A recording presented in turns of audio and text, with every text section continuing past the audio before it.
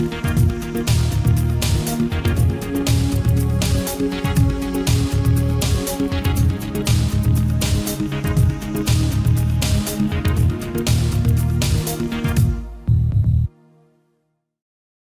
and welcome to this GenerationAM Introduction to Scripting. As pointed out before, Generation is fully scriptable with both Python and Lua, internally as well as externally.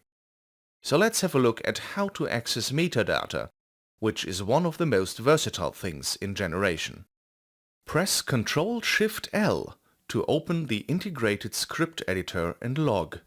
For beginners, let's try to generate some output first. And as you might guess, the most obvious thing to put here is print hello world. Run the script by pressing F5 and the output will appear in the log. In fact, there's a different method than print, which comes in handy for external scripts. So instead of print, you could also use gen to connect to generation, log, but back to accessing metadata. Since we don't want to influence all items in our sub, we need to establish a connection to just the selected ones. So we create a variable called cellTable and give it the value gen.activeProject: selected versions.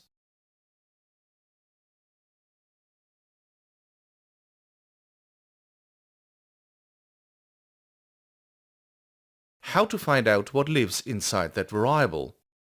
Of course, we could try gen log data cellTable.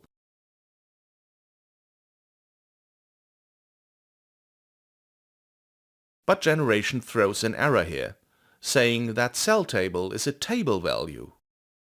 So we need something with a bit more bang than just print. That function is dump, which is perfectly suitable for printing tables. Running the script again, we now see that the variable cellTable holds a table with all the selected objects. To access those individual objects, we build a simple for next loop. For I, vclip in ipairs cellTable do. And of course, add an end statement as well. This loops now through all the selected objects and gives us a vclip object for every object in the cellTable. The function to read an object's metadata is mydata equals vclip metadata 0, with 0 being an index. Again, we want to print the content of mydata. Since it's a table, we use dump mydata. As you can see here, we now get a nice big table containing all available metadata. Observe that there are a couple of subtables. First off, the metadata is divided into two main subtables, data and schema. Schema holds a few generation-specific values, which we are not interested in right now. What we are interested in is the data subtable. Again, there are multiple subtables in data as well. Let's say we want to read the value for the key handles. Looking at the structure, it's quite easy to find that handles is part of the user clip table, which in turn lives in the data table. So we have to build a variable like myHandles equals mydata dot data dot userclip dot handles. Let's print that out. Perfect. But what if we want to modify and set that value?